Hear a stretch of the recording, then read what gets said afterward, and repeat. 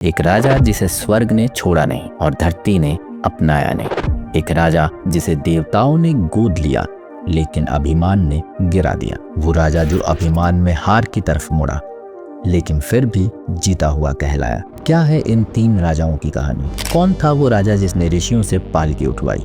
क्या सच में कोई राजा इतना धार्मिक हो सकता है कि खुद विष्णु उनके द्वारपाल बने? क्या सच में एक राजा जीवित होते हुए भी अपने शरीर के साथ स्वर्गलोक पहुंचा था? आज हम आपको तीन राजाओं की ऐसी कहानी सुनाने जा रहे हैं जिन्होंने न सिर्फ प्रकृति बल्कि देवताओं के नियमों को भी चुनौती दी। पर कौन थे ये राजा?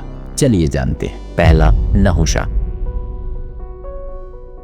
नहुषा पौराणिक समय में चंद्रवंश के एक प्रसिद्ध राजा थे जिनके तपोबल और तेज की प्रशंसा खुद देवी देवता भी किया करते थे। वो चंद्रवंशी सम्राट पूर्वा के पोते थे और अपनी विद्या, शक्ति, स्वाभिमान और दयालु भाव के लिए जाने जाते थे। ईश्वर की भक्ति और यज्ञ में उनका मन पूरी तरह से रमा हुआ था। उन्होंने 100 अश्वमेध यज्ञ किए जिनके फलस्वरूप उन्हें इतना तेज मिला कि नहुषा का चेहरा प्रकाश की तरह चमकता था। सब कुछ ठीक चल रहा था कि एक दिन खबर मिली कि देवराज इंद्र ने स्वर्गलोक छोड़ दिया है क्योंकि उन्होंने वृतासुर का वध किया था। वृतासुर कोई मामूली असुर या राक्षस नहीं था बल्कि एक ब्राह्मण था और उसका वध मतलब ब्राह्मण वध के बराबर था। वृतासुर को एक वरदान प्राप्त था कि उसे किसी भी लकड़ी या धातु से बने हथियार से नहीं मारा जा सकता। इसलिए देवराज इंद्र ने महर्षि दधीचि की हड्डियों से बने वज्र से उनका अंत कर दिया। पर ब्राह्मण की हत्या के चलते वो इतना भयभीत हो गए कि उन्होंने स्वर्गलोक छोड़ दिया और एक कमल के फूल में छिप गए, जिस वजह से स्वर्ग बिना राजा के रह गया। लेकिन राजपाट को चलाने के लिए राजा की जरूरत तो थी ही। तब सभी देवी देवताओं ब्रह्मा, विष्णु, महेश ने एक बैठक बुलाई और ये कहा कि इंद्र की अनुपस्थिति में एकमात्र नहुषा ही ऐसे राजा हैं जो स्वर्गलोक को सही तरह से चला सकते हैं। सभी ने इस फैसले पर रजामंदी भी दी और इस तरह नहुषा बन गए स्वर्गलोक के राजा। लेकिन कहते हैं ना, कई बार ऊंचा पद व्यक्ति को अभिमान से भर देता है। नहुषा के साथ भी ऐसा ही हुआ। स्वर्गलोक का राजा बनकर उनके अंदर भी अभिमान जाग गया और उन्होंने इंद्र की पत्नी देवी इंद्राणी से विवाह करने का प्रस्ताव रखा। लेकिन ये प्रस्ताव नहीं बल्कि आदेश था। सांची यानी देवी इंद्राणी भी समझ चुकी थी कि ये नहुषा नहीं बल्कि उनका अहंकार बोल रहा है।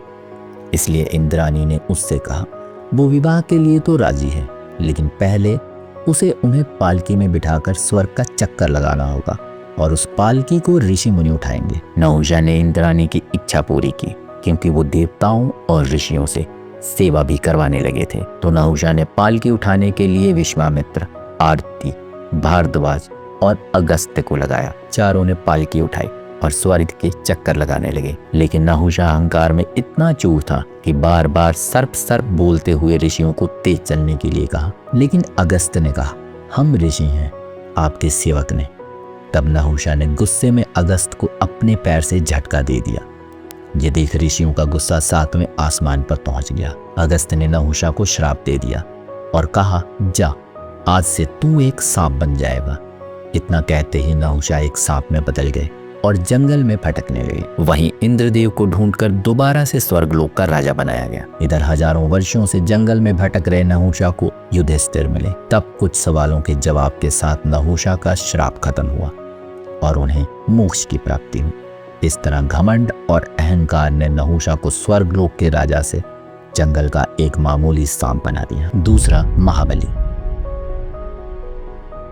राजा महाबली या बलि, जिन्हें विरोचन का पुत्र और विष्णु भक्त प्रहलाद का पोता माना जाता है। महाबली एक धर्मी और परोपकारी राजा थे जिनके शासनकाल में खुशहाली और समृद्धि की कमी नहीं थी।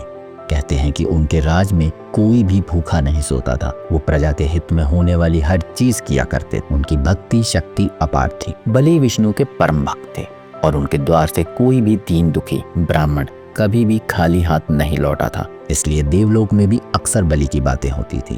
एक बार बलि ने देवताओं के खिलाफ एक युद्ध छेड़ दिया। बलि की शक्तियों के आगे देवता भी कमजोर पड़ गए और देवराज इंद्र को हराकर उसने स्वर्गलोक पर कब्जा कर लिया। बलि के डर से देवता भी भाग खड़े हुए, लेकिन उन्हें चिंता थी कि बलि को नहीं रोका गया तो वो आतंक मचा देगा। तब देवी अदिति यानी इंद्रदेव की माँ भगवान विष्णु के पास पहुंची, उन्हें पूरी बात बताई और कहा, विष्णुदेव, ये राजा अब आसमान छूने की कोशिश में है, इससे आप ही देवलोक को बचा सकते हैं। लेकिन भगवान विष्णु परेशान थे। परेशान इसलिए क्योंकि महाबली एक धर्मी राजा था, और तो और वो विष्णु का परम भक्त था और प्रजा का हितैषी भी। उसने कभी अपनी प्रजा को नुकसान भी नहीं पहुंचाया था। ऐसे में विष्णु जी सोच में पड़ गए कि क्या ऐसे राजा का अंत करना सही होगा। तब उन्होंने एक रास्ता निकाला और बिना हथियार, बिना युद्ध के बलि को सबक सिखाने का फैसला किया। विष्णु ने एक नया अवतार, वामन अवतार लिया और महाबली की यज्ञ भूमि में पहुंच गए। ये वही जगह थी जहां राजा बलि दान दिया करता था। ब्राह्मण रूपी विष्णु ने बलि से कहा, राजन, आप मुझे 3 पग भूमि दो तो मैं जानूं। ब्राह्मण का छोटा सा कद देखकर राजा बलि हंस पड़े और 3 पग भूमि देने का वादा तक कर दिया। हालांकि गुरु शुक्राचार्य समझ गए थे कि ये ब्राह्मण कौन है, इसलिए उन्होंने बलि को रोका, पर वो तो अहंकार में जूड़ था। तब ब्राह्मण का आकार बढ़ता चला गया, इतना बढ़ गया कि उन्होंने 1 पग में धरती और 1 पग में आकाश माप लिया और बलि से कहा, अब तीसरा पैर कहाँ रखूं? तब बलि भी प्रभु की महिमा के आगे नतमस्तक हो गए और कहा, मेरे सर पर रख दीजिए प्रभु। विष्णु जी ने बलि के सर पर पैर रखा और उसे पाताल लोक में भेज दिया। लेकिन वो उसकी भक्ति से इतने खुश थे कि बलि को सुतल लोक दे दिया, जिसके द्वारपाल की जिम्मेदारी खुद विष्णु पूरी करते हैं। बलि को कभी भी धरती पर आने जाने का वरदान भी मिला और कहते हैं कि आज भी पूर्णिमा के दिन बलि अपने लोगों के बीच लौटते हैं। इस तरह बलि को श्राप नहीं, बल्कि अपने जीवन का सबसे अमूल्य उपहार उस दिन मिला था। तीसरा, त्रिशंकु। प्राचीन अयोध्या नगरी में भगवान राम के पूर्वज और इक्ष्वाकु वंश के राजा थे त्रिशंकु, जिन्हें सत्यव्रत भी कहा जाता है।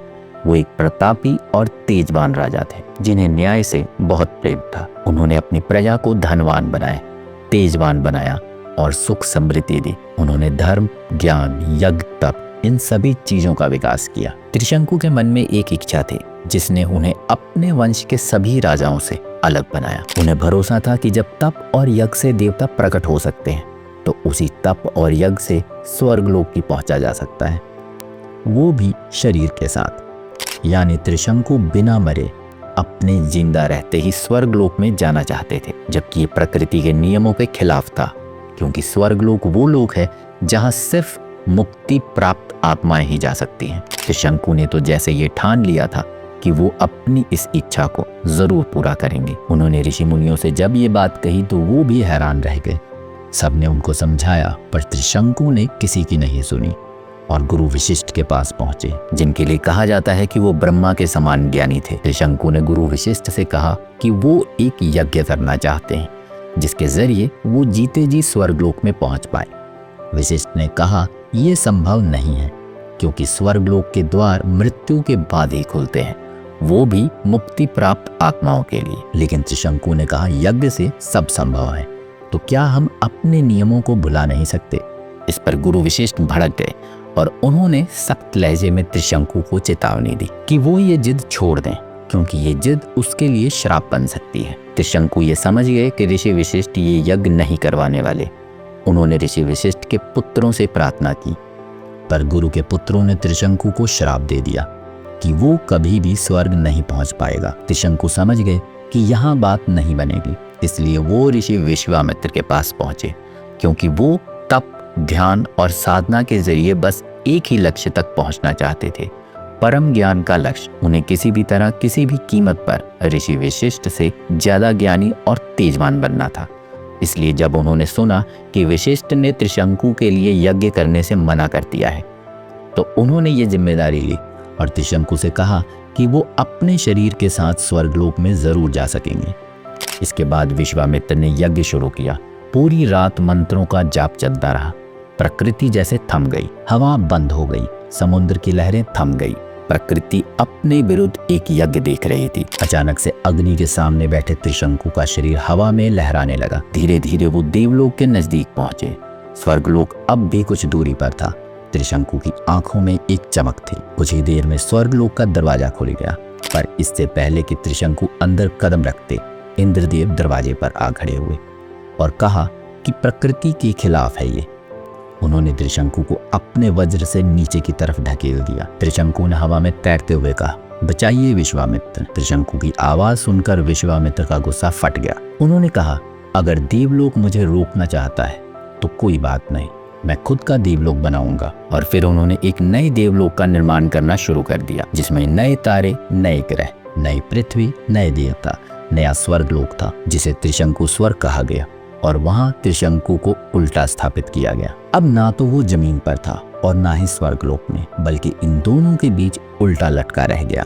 कहते हैं कि इसके बाद देवताओं ने विश्वामित्र से बात की और इस नए लोक का निर्माण भी बीच में बंद कर दिया गया। इस तरह त्रिशंकु की इच्छा कभी पूरी नहीं हुई, बल्कि ना तो वो धरती का हुआ और ना ही स्वर्ग का। आज भी कुछ लोग कहते हैं कि आसमां के नीचे एक तारा है जो कभी स्थिर नहीं रहता। शायद वही है त्रिशंकु, जो ना जीवन का हुआ और ना मृत्यु का, और शायद आज भी ब्रह्मांड में उल्टा लटका हुआ है। आपको क्या लगता है? कमेंट करके बताइए। वीडियो पसंद आई तो लाइक शेयर करके चैनल को सब्सक्राइब कर लें और बेल आइकन दबाना बिल्कुल ना भूलें। मिलता हूँ अगली वीडियो में एक नई कहानी के साथ, एक नए रोमांच के साथ। तब तक के लिए नमस्कार।